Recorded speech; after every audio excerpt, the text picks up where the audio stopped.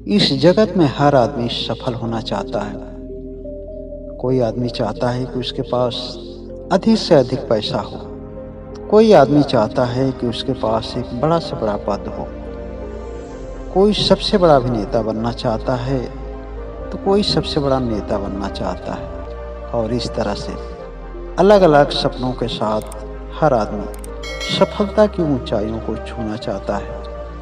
एक बार एक परेशान आदमी एक बहुत बिच्छू के पास जाता है और कहता है कि हे गुरुवर, मैं अपने जीवन में बहुत ही परेशान हूँ क्योंकि मैं कुछ करना चाहता हूँ। और सच पूछिए तो मैं बहुत कुछ करना चाहता हूँ, मैं बहुत कुछ पाना चाहता हूँ, लेकिन मुझे कोई रास्ता नज़र नहीं आ रहा। मैं प्रयास भी करता हूँ, मैं मेहनत भी करता हूँ, लेकिन मुझे सफलता नहीं मिल पाती है।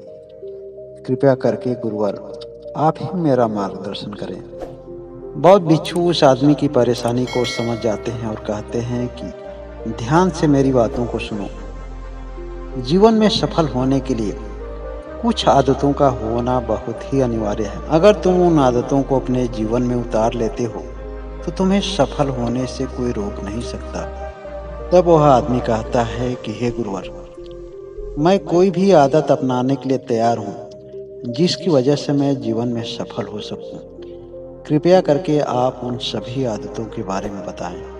तब बहुत भिक्षु कहते हैं कि जीवन में जिसको सफल होना है उसे सोने और जागने का सही समय मालूम होना चाहिए। यह पहला और सबसे प्रमुख आदत है। रात को जल्दी सोना चाहिए और सुबह ब्रह्म मुहूर्त में जगना चाहिए। जिसकी आदत ऐसी नहीं है उसको इस आदत को बनाने में थोड़ा समय लग सकता है। यह एकाएक संभव नहीं है।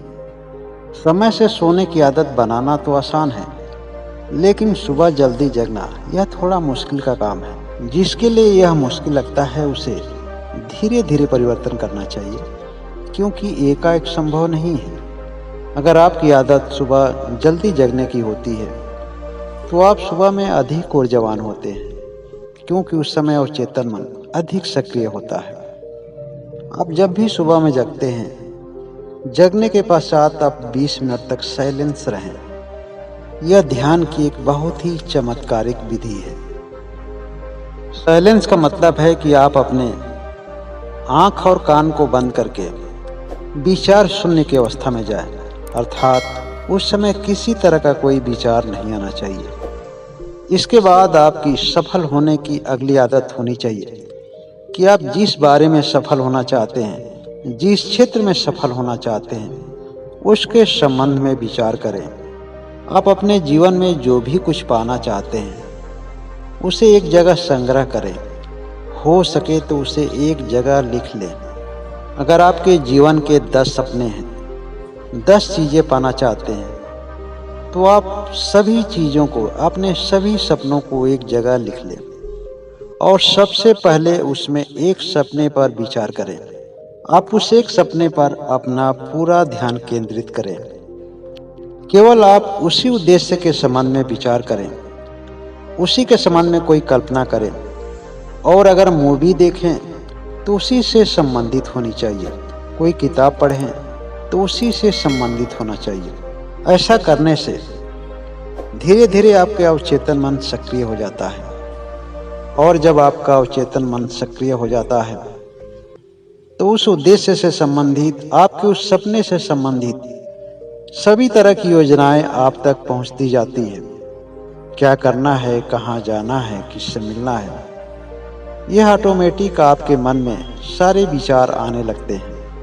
आपके सपने और आपके उद्देश्य से संबंधित आपके मन में जो भी विचार आते हैं, आप उसके प्रति शारीरिक रूप से सक्रिय रहें।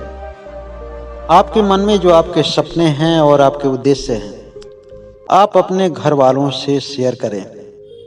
उन्हें बताएं कि हम जीवन में क्या करना चाहते हैं, मुझे क्या पाना है।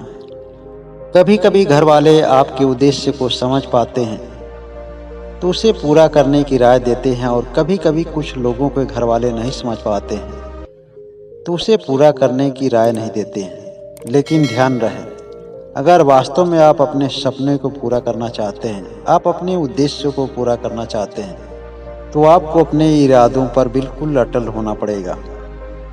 चाहे आपके घर वाले आपके साथ हों या आपके साथ ना हों। अगर आपके इरादे पक्के हैं, आपके सपने पक्के हैं, तो प्रकृति आपका सहयोग करेगी। और जब प्रकृति सहयोग करती है तो कोई ना कोई आपको साथ जरूर देती है।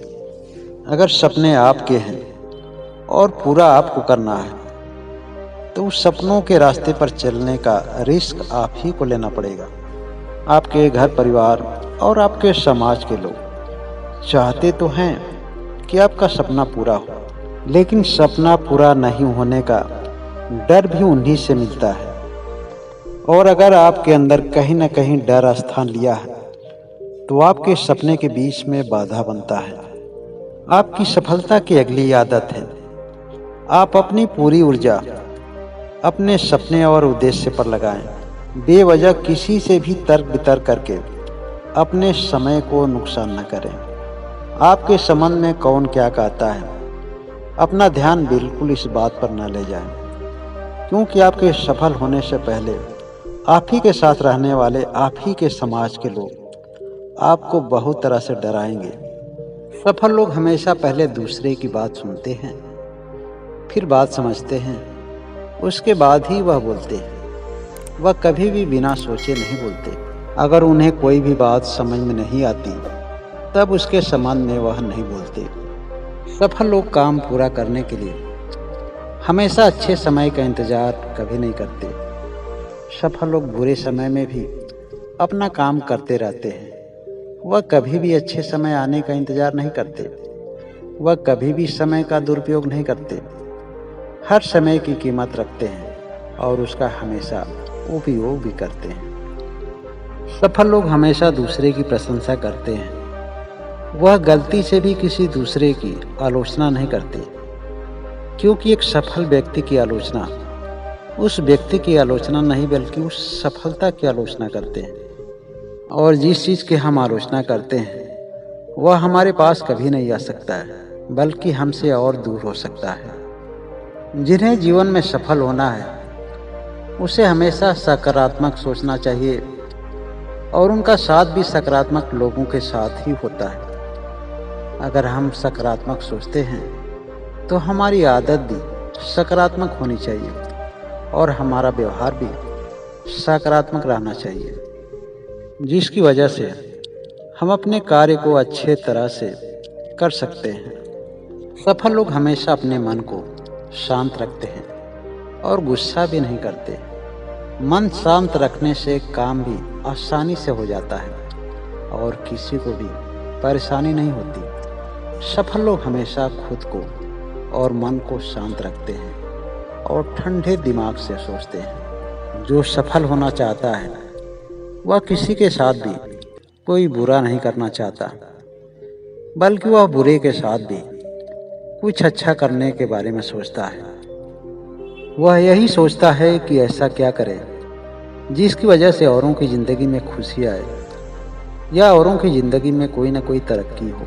यह जीवन का एक ऐसा रहस्य है जो बहुत कम ही लोग जानते हैं कि जो आपको चाहिए वह औरों को देना पड़ेगा। अगर आपको जीवन में पैसा चाहिए तो पैसा बांटना पड़ेगा।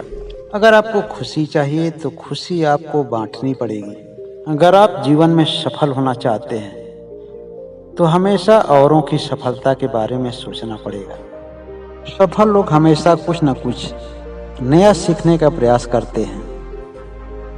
सफल लोग हमेशा मानसिक और शारीरिक रूप से स्वस्थ रहने का प्रयास करते हैं, क्योंकि मानसिक और शारीरिक रूप से स्वस्थ रहने वाले में ही एक अच्छे और स्वस्थ विचार का जन्म हो सकता है।